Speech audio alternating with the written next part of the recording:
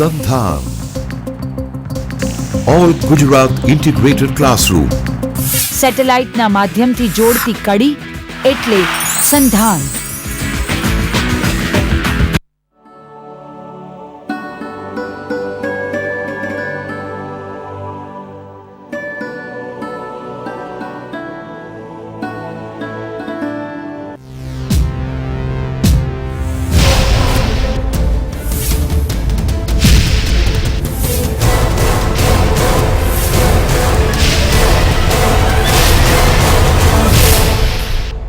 સંધાન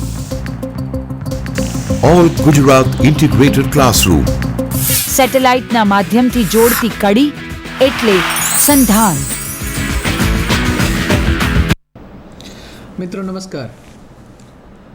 આજે આપણે સમાજશાસ્ત્રના વિષયની અંદર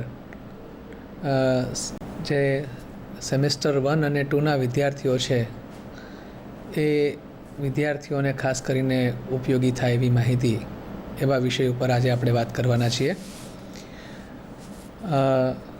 મિત્રો, સમાજશાસ્ત્રની અંદર જ્યારે આપણે ગ્રેજ્યુએશન અથવા સ્નાતક કક્ષાનો અભ્યાસ કરી રહ્યા હોઈએ ત્યારે સૌથી મહત્ત્વનો મુદ્દો છે, પાયાનો મુદ્દો છે સમાજશાસ્ત્રના વિદ્યાર્થીઓ માટે સમાજશાસ્ત્રીય વિભાવનાઓને સમજવાનો.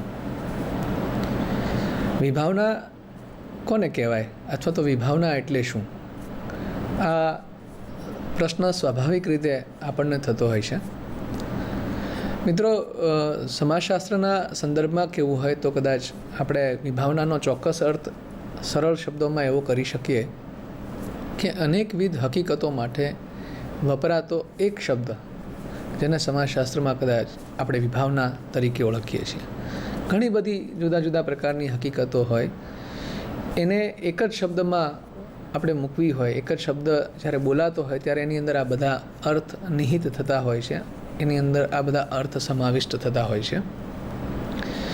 તો આવી ઘણી બધી વિભાવનાઓ, સમાજ છે, સમુદાય છે, આ બધી બાબતો સમાજશાસ્ત્રના જે પાયાના કન્સેપ્ટ છે, પાયાના ખ્યાલો છે, એ પાયાના ખ્યાલો સમાજશાસ્ત્રની અંદર જ્યારે આપણે સ્નાતક કક્ષાનો અભ્યાસ કરી રહ્યા હોઈએ ત્યારે આ ખ્યાલોને સમજવા, એને જાણવા અને એનો ઊંડાણપૂર્વક અભ્યાસ કરવો એ આપણી માટે અનિવાર્ય થતું હોય છે, આપણી માટે જરૂરી થતું હોય છે. અને આગળ જતાં આ જ શબ્દો સમાજશાસ્ત્રની પરિભાષા બનતા હોય છે, સમાજશાસ્ત્રની ટર્મિનોલોજી બનતા હોય છે. એટલે જ્યારે પણ આગળ ઉપર આપણે અભ્યાસ કરતા હોઈએ, એ પછી સામાજિક સમસ્યાઓને સમજતા હોઈએ, સમાજશાસ્ત્રીય સિદ્ધાંતોમાં કોઈ વાત કરવા જતા હોઈએ કે જુદા જુદા જે કંઈ પણ સમાજશાસ્ત્રના પેપર્સ છે, જે કંઈ પણ એના જુદા જુદા વિષયોમાં આપણે અભ્યાસ કરવા જતા હોઈએ ત્યારે આ જ શબ્દોને આપણે ચોક્કસ અર્થમાં લેતા હોઈએ છીએ. અહીંયા આગળ એ શબ્દનો જે અર્થ થાય છે એ જ અર્થ મોટાભાગે બધી જ યુનિવર્સિટીઓમાં થતો હોય. સામાજિક પરિવર્તનની આપણે વાત કરતા હોય તો એ સામાજિક પરિવર્તનનો અર્થ મોટે ભાગે બહુ જ સામાન્ય શબ્દોમાં વપરાતો હોય એવી એક બાબત અહીંયા આગળ આપણી માટે જરૂરી બનતી હોય છે.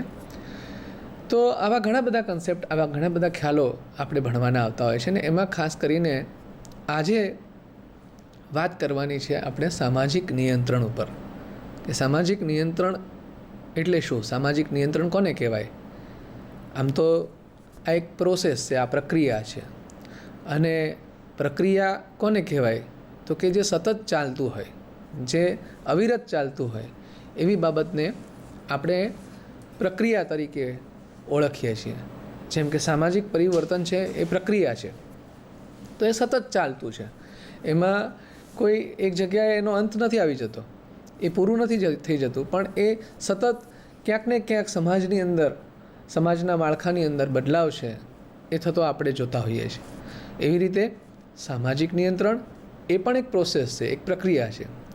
મિત્રો, સમાજશાસ્ત્રની વાત કરીએ છીએ, સમાજશાસ્ત્રના વિદ્યાર્થી છીએ ત્યારે એક પૂર્વ ભૂમિકાના સ્વરૂપમાં મારે એટલું આપને ચોક્કસ કહેવું જોઈએ કે સામાજિક નિયંત્રણ એક એવી પ્રક્રિયા છે કે જેને સમજ્યા વિના કદાચ સમાજની વ્યવસ્થાને આપણે સમજી શકીએ નહીં. સમાજશાસ્ત્રને કોમતથી શરૂ કરીએ તો પણ એની અંદર સૌથી વધારે મહત્ત્વની વાત સામાજિક વ્યવસ્થાની જાળવણી ઉપરની થઈ છે. વ્યવસ્થાને કેવી રીતે સમજવી, વ્યવસ્થા કેવી રીતે બની શકે, વ્યવસ્થાનું નિર્માણ કેવી રીતે થઈ શકે, એ બધી જ બાબતો, એ બધા જ મહત્ત્વના મુદ્દાઓ અહીંયા આવે છે. તમે જુઓ કે સમાજશાસ્ત્રની શરૂઆતમાં પણ આ જ મુદ્દો હતો કે ફ્રાન્સની ક્રાંતિ પછી જે અવ્યવસ્થા થઈ અને એ અવ્યવસ્થામાંથી ફરીથી વ્યવસ્થા કેવી રીતે કાર્યરત થઈ શકે, વ્યવસ્થા કેવી રીતે બની શકે, એ જાણવાની પ્રોસેસમાંથી સોશિયોલોજીનો ઉદ્ભવ છે, સમાજશાસ્ત્રનો ઉદ્ભવ છે થયો આપણને જોવા મળે છે. એટલે આપણી માટે એક અભ્યાસી તરીકે, એક વિદ્યાર્થી તરીકે વ્યવસ્થાના નિયમોને જાણવાની વાત આવે ત્યારે એને ચોક્કસ પ્રકારે એના ચોક્કસ અર્થમાં સમજવી એ આપણી માટે અતિ આવશ્યક છે.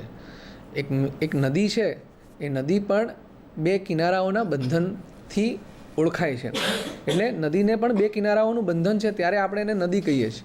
એમ આપણે સમાજને પણ સમાજ કેવો હોય અથવા તો સમાજના સ્વરૂપને જ્યારે ઓળખવાની વાત આવતી હોય, સમાજના સ્વરૂપને સમજવાની વાત જ્યારે આવતી હોય ત્યારે એની અંદર પણ આ નિયંત્રણની વ્યવસ્થાઓ જો હશે તો જ આપણને કોઈ સમાજ નામની વ્યવસ્થા જોવા મળશે. સમાજ નામનું એક સ્વરૂપ છે, એ સ્વરૂપ આપણને જોવા મળશે.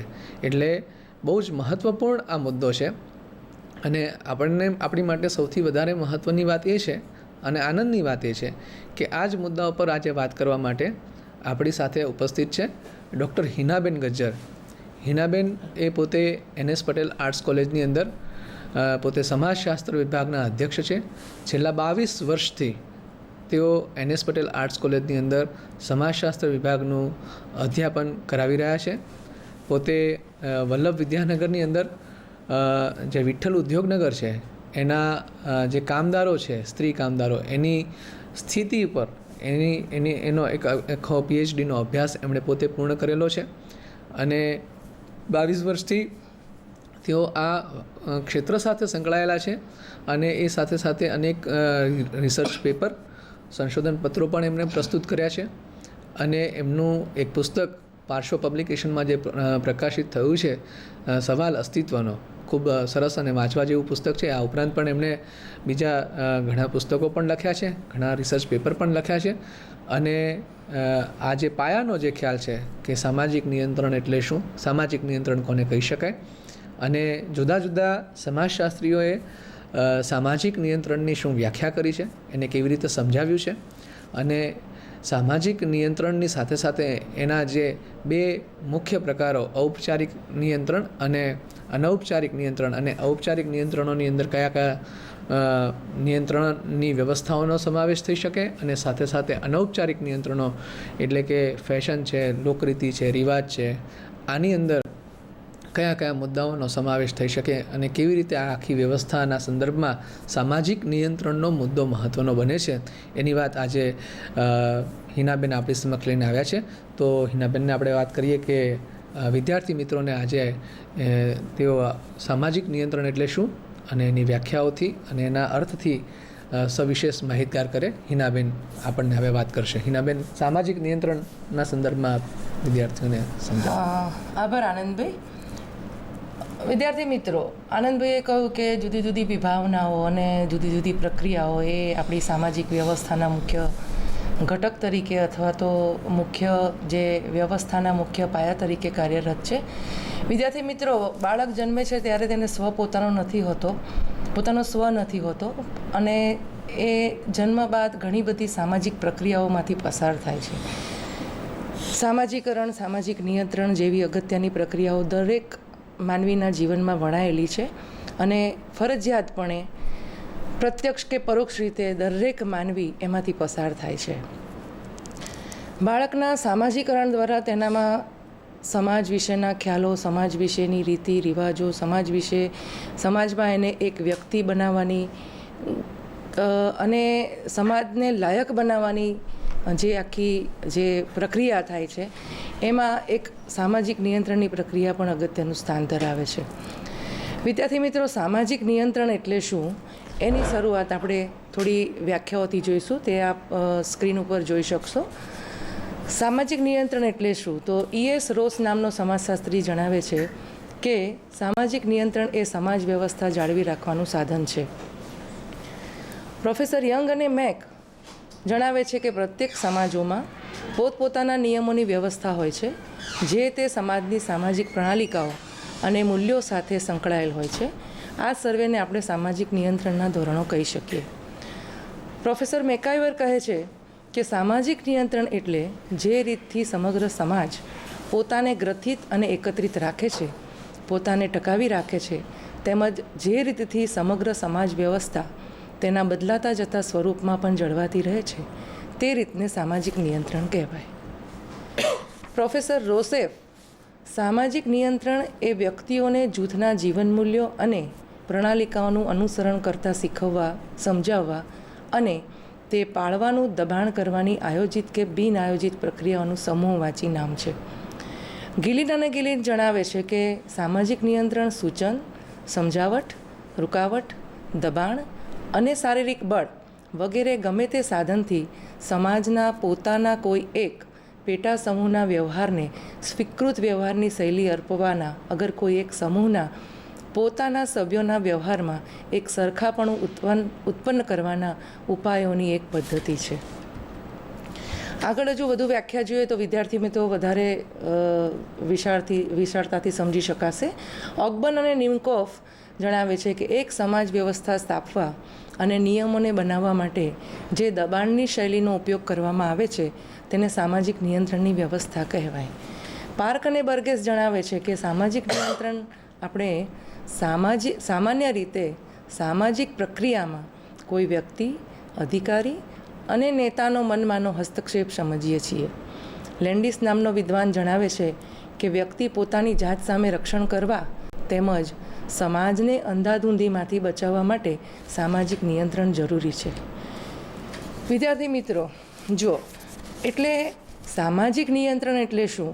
તો જ્યાં જ્યાં માનવ સમાજ છે ત્યાં માનવ સમાજની આખી વ્યવસ્થાનું સુસારું સંચાલન કરવા માટે, સમાજને સુગ્રથિત રાખવા માટે, સમાજને વ્યવસ્થિત રીતે સાંકળી રાખવા માટે અને સમાજનું આખું એક ચોક્કસ પ્રકારનું બંધારણ ટકાવી રાખવા માટે સામાજિક નિયંત્રણ જરૂરી છે. સામાજિક નિયંત્રણની જો આપણે લક્ષણો પ્રમાણે ચર્ચા કરીએ તો એનું લક્ષણ પહેલું છે સાર્વત્રિકતા. વિદ્યાર્થી મિત્રો, સામાજિક નિયંત્રણનો ઇતિહાસ એ માનવ ઇતિહાસ જેટલો જ જૂનો છે.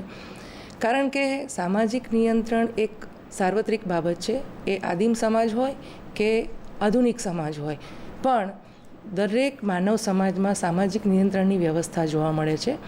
વિદ્યાર્થી મિત્રો, પ્રાણી સમાજથી જો માનવ સમાજને અલગ પાડતું હોય તો એક સામાજિક નિયંત્રણ એક આગવું લક્ષણ છે અને જેને લઈને જ માનવ સમાજમાં સ્થાપિત થઈ શકે છે અને માનવીને માનવી બનાવતું હોય તો એ સામાજિક નિયંત્રણ છે.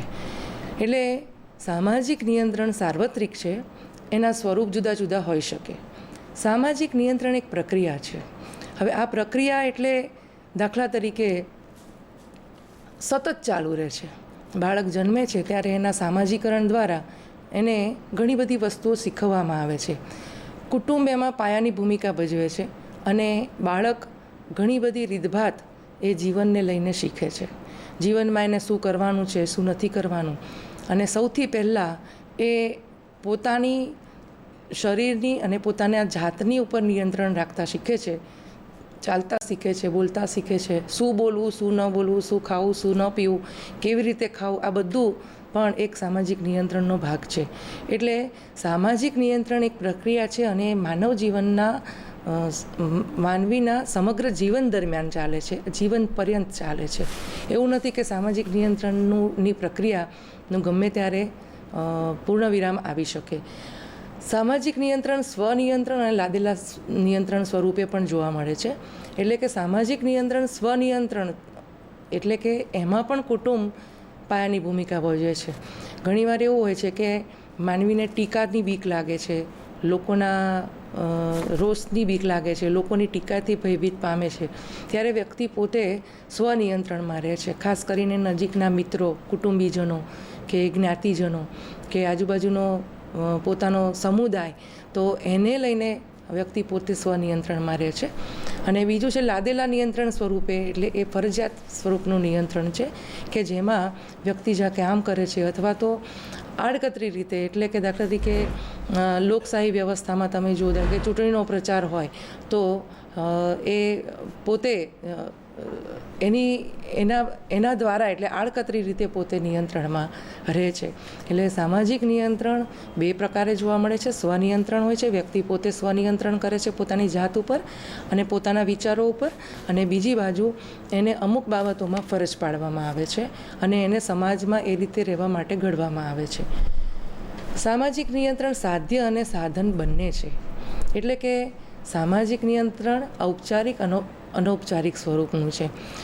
વિદ્યાર્થી મિત્રો, જ્યારે સમાજની પ્રગતિનો વિચાર કરવામાં આવે, સમાજના વિકાસનો વિચાર કરવામાં આવે, સમાજને જ્યારે એને આગળ લઈ જવા માટે, એનો વિકાસ કરવા માટે, એની ઉન્નતિ કરવાનો જ્યારે પ્રયત્ન કરવામાં આવે ત્યારે સામાજિક નિયંત્રણ છે આપણે માટે સાધ્ય બને છે.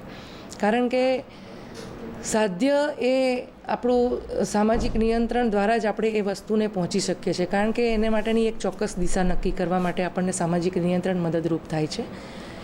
જ્યારે સાધન એટલે વ્યવસ્થા જાળવી રાખવા માટે અને સમાજની અંદર સુસારું સંચાલન કરવા માટે, સમાજના દરેક પાસાને સંગઠિત રાખવા માટે જ્યારે સામાજિક નિયંત્રણ આવે છે ત્યારે એ સાધન બને છે. એટલે સામાજિક નિયંત્રણ ઔપચારિક અને અનૌપચારિક સ્વરૂપનું છે. આપણે વિદ્યાર્થી મિત્રો કોલેજમાં આવો છો ત્યારે તમે ઔપચારિક નિયંત્રણ નો અનુભવ કરો છો, ઔપચારિક નિયંત્રણ પ્રમાણે તમે રહો છો. કોલેજના નિયમો હોય છે, બેલ વાગે, બેલ પૂરો થાય ત્યારે લેક્ચર પૂરું થાય, બેલ નો સમય થાય, અરે રિસેસનો સમય થાય ત્યારે રિસેસનો બેલ વાગે છે. સવારે કોલેજનો જે સ્ટાર્ટિંગ સમય એ પ્રમાણે આપણે હાજર રહેવું પડે છે. કોલેજના પછી દરેક કોલેજના પોતાના એના સંચાલન દ્વારા જે નિયમો નક્કી કરવામાં આવ્યા છે એ પણ આપણા ઉપરનું ઔપચારિક નિયંત્રણ છે. અને અનૌપચારિક નિયંત્રણ એ છે કે આપણે એક